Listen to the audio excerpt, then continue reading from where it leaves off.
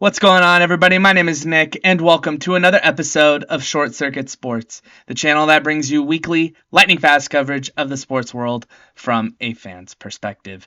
I cover anything and everything from breaking news to scores and predictions with analysis to bring you guys anything that you might have missed in the sports world. That being said, we got a lot going on in this episode. We got some Thursday Night Football recap. We also got a major MLB trade that went down, and an MLB signing waiting to happen for one Shohei Ohtani. A lot went down today, or nothing at all went down today. So stay tuned for that. We also got the inaugural NBA Play-In Championship tomorrow.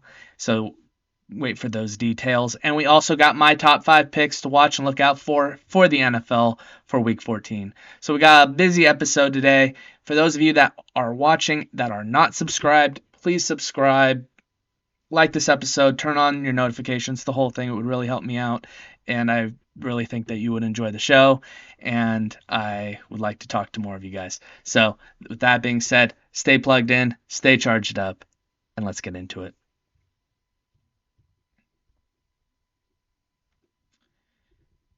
Last night, the New England Patriots beat the Pittsburgh Steelers 21-18 in Pittsburgh. Bailey Zappi threw for 3 touchdowns, over 240 yards. Ezekiel Elliott had a pretty busy day on the ground, going for 68 yards. Didn't have a rushing touchdown, but did have a receiving touchdown. Tight end Hunter Henry had 2 touchdowns on the day. It was just a relatively poor day on offense for the Steelers. They couldn't really get anything going until the fourth quarter, in which case it was already too late. Mitch Trubisky, filling in for injured Kenny Pickett, threw for only 191 yards and a touchdown, but did throw a pick. He was also the team's leading rusher for the Steelers, only going for 30 yards and a touchdown. Now, to be fair, I thought the Steelers were going to win this game handedly. I did have Pittsburgh's defense on my fantasy team. What a mistake that was. For a team that got shut out the previous week to a team as dysfunctional as the Los Angeles Chargers, the New England Patriots really surprised the entire sports world by pulling this one off. Nobody expected them to put up 21 against this vaulted Steelers defense, and nobody expected them to do it with a quarterback named Bailey Zappi. So, just an overall good game for the Patriots. This may very well start something there, at least giving them some hope going into next season, although that is not to say I expect New England to do very well for the rest of the season, but I do think that locker room is going to show some signs of positivity. Now, as for the Steelers, under Mike Tomlin, they are typically very consistent when it comes to having a winning record every single season. That being said, these are the kind of demoralizing losses that really get into your head as a player. I don't know how this is going to impact Pittsburgh going forward. They are in the thick of it in terms of a AFC wild card. I still expect them to compete. That being said, this was a kind of game that it was just demoralizing for the Steelers defense to give up 21 to a Patriots offense that has really struggled. Shout out to Ezekiel Elliott. He did have a very good game, both on offense, and he did have a game-saving tackle when Bailey Zappi threw an interception. The Steelers could have very well taken it back for a pick 6, and Elliott denied it. Moving on. Juan Soto, outfielder previously of the San Diego Padres, was officially traded to the New York Yankees. Wow. So I could have seen this coming for a while. The Yankees have been craving a left-handed power bat for that right field short porch, and they have gotten one of the best young left-handed hitters in the game.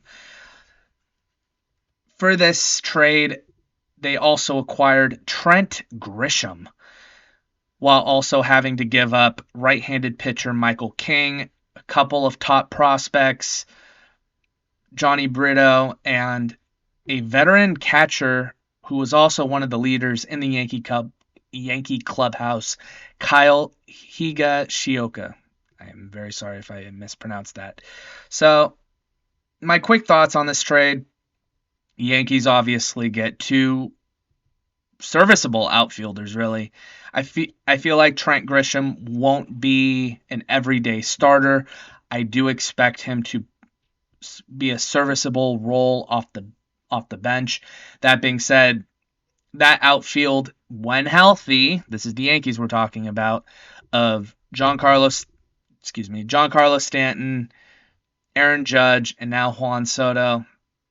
I mean, those are three really, really good bats for that Yankee club. That being said, offense isn't everything. And they did give up a really good pitcher in Michael King. As for the Padres, I mean, a lot of people might have seen this coming. They were trying to move off of a big contract, such as a Juan Soto. But, I mean, you get two top prospects in the deal.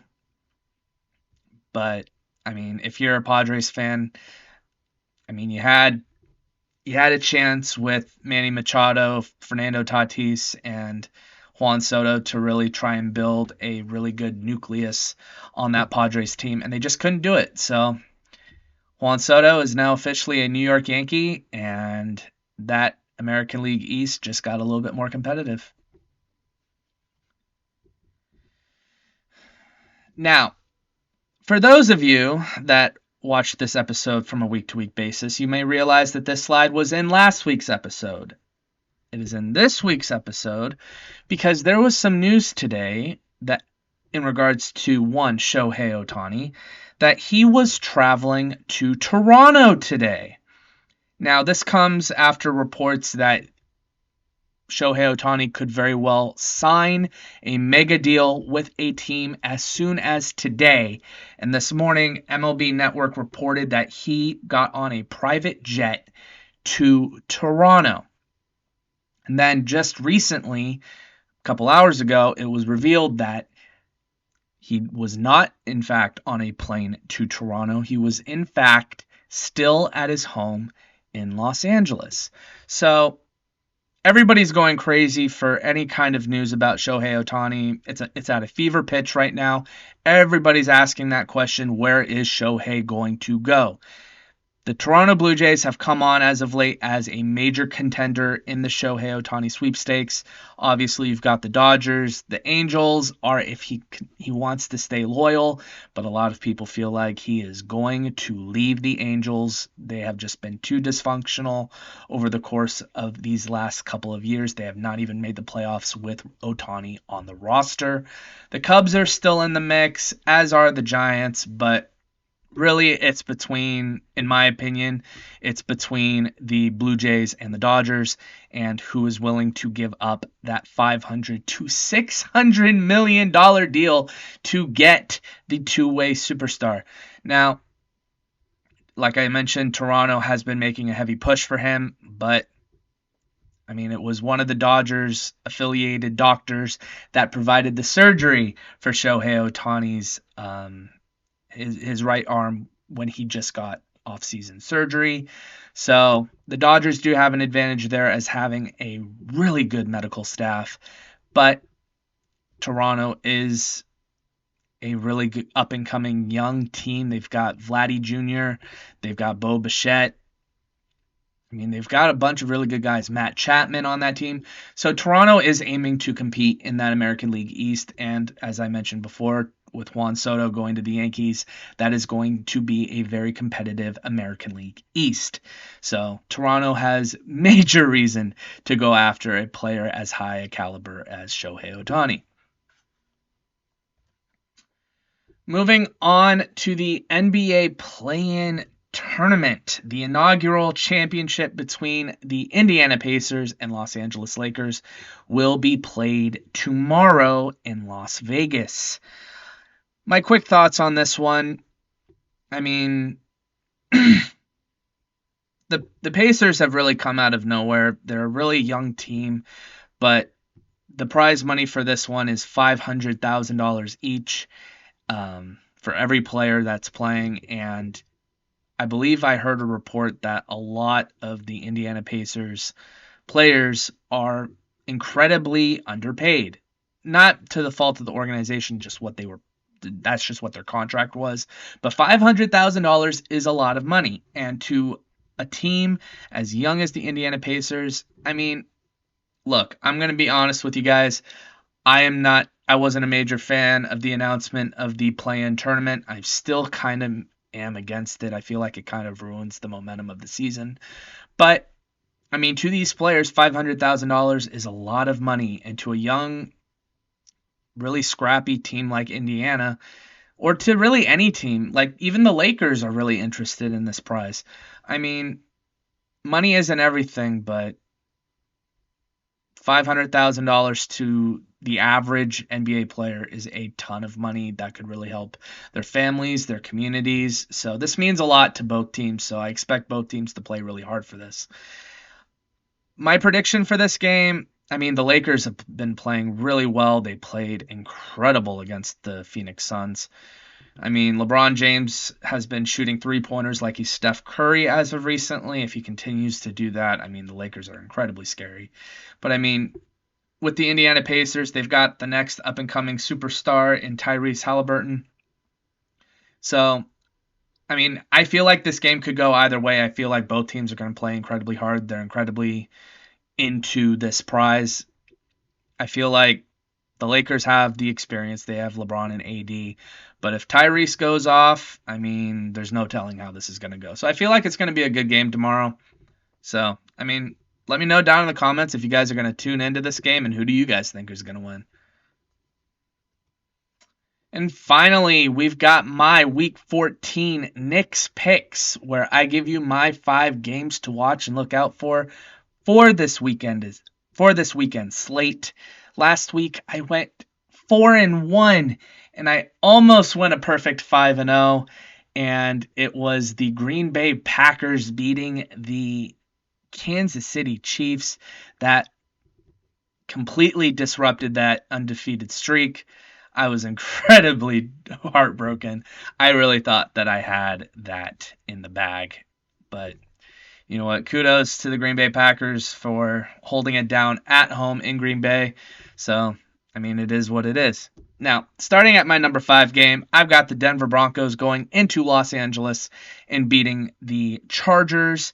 Now, this game is going to probably be another one-score game, as has been the quota for the Los Angeles Chargers. They seemingly play every team really close, really well, and then just give it up at the end.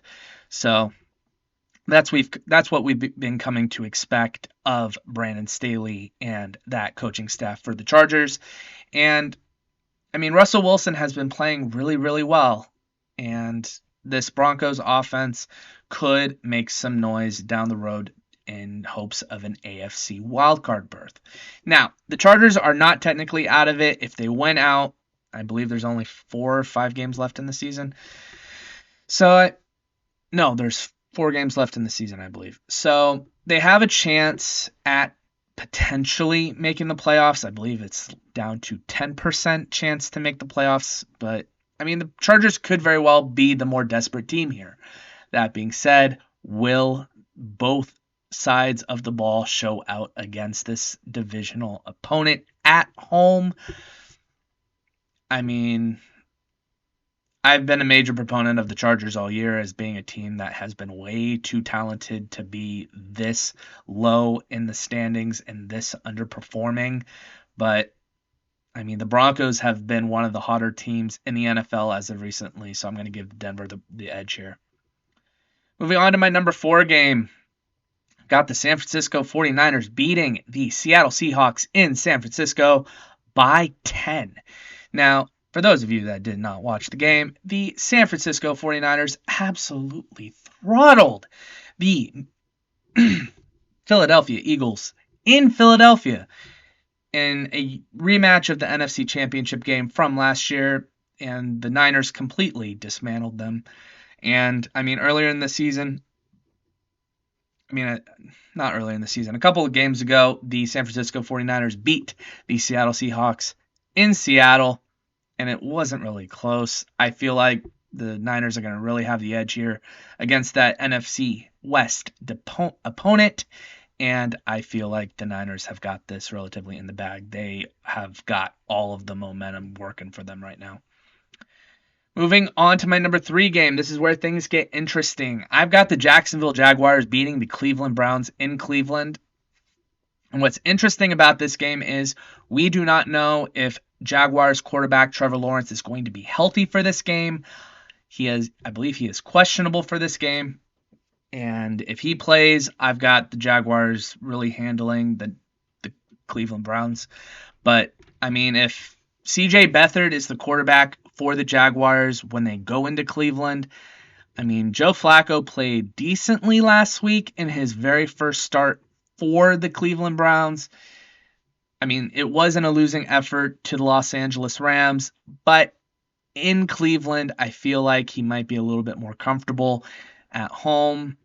So if Trevor Lawrence is out for this game, you could make the argument to flip this score.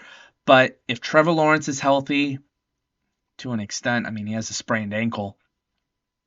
But I expect them to lean on Travis Etienne all game long. I got the Jaguars winning this one, albeit it might be a lot closer than a lot of people think this game is going to be, as I have them winning by 3. Moving on to my number 2 game, I've got the Kansas City Chiefs beating the Buffalo Bills at home by a field goal. Ladies and gentlemen, this game is going to be incredibly close. The Buffalo Bills have not had any sort of momentum all year long. They've been playing 500 ball. They've been incredibly underwhelming. Josh Allen was going to be that perennial, possible AFC MVP, Offensive Player of the Year.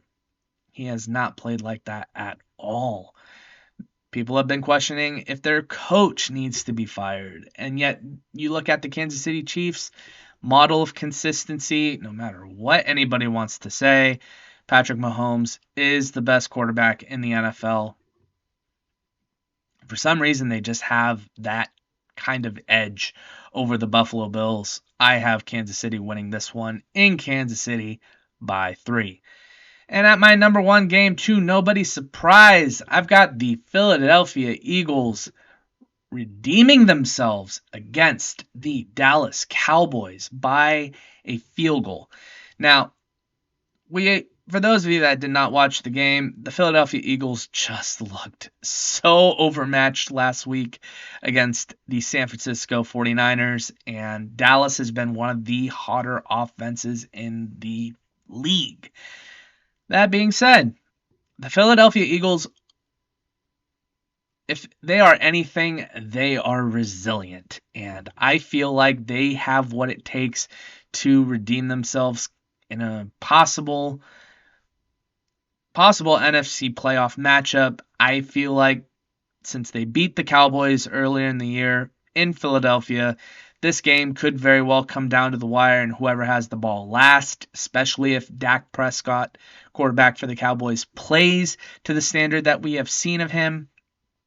I feel like he could be the difference maker in this game. But in my personal opinion, I've got the Eagles handling the Cowboys in Dallas, and I feel like Jason Kelce and that offensive line for the Eagles, they're going to get a little bit of rest coming into this game. They've been having a really tough schedule as of recently. Jalen Hurts has been kind of banged up, and he got a little bit exposed against that San Francisco defense. Now it's just a question of, can Dallas replicate the Niners' performance? And personally, if you watched my video last week, I feel like that defense for Dallas is kind of overrated, so I'm going to give the edge to the Eagles here. Could be wrong, but I've got the Eagles winning this one by 3. So that is all the time that we got left for this episode. If you liked this episode and you want to hear more, please subscribe, turn on your notifications, the whole thing. Like this episode. It would really mean a lot, and I would really like to talk to more of you guys. Excuse me. And if you disagreed with anything, let me know down in the comments. What did I get wrong? What did I get right? I would like to know that. And yeah, that being said, thank you guys for tuning in, and I will catch you guys on the next episode of Short Circuit Sports. Have a good one.